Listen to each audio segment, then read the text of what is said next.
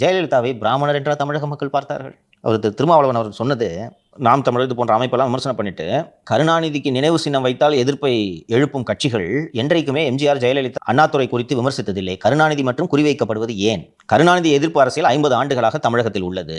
தமிழகம் முழுவதும் இருந்த கருணாநிதி எதிர்ப்பு என்ற தொற்று நோய் எனக்கும் இருந்தது. ஆனால் அவரின் ஆளுமை, ஆற்றலை கண்டு வியந்த நான் கருணாநிதி குறித்து பேசுவதை நிறுத்தினேன்.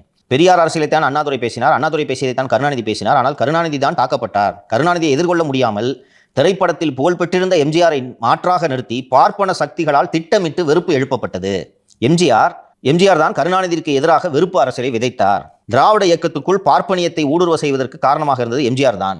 ஒரு பார்ப்பன பெண்மணியே திராவிட கட்சியின் தலைவராக அமைய பாதை போட்டு கொடுத்தவர் எம்ஜிஆர் என்ற விமர்சனங்கள் உண்டு.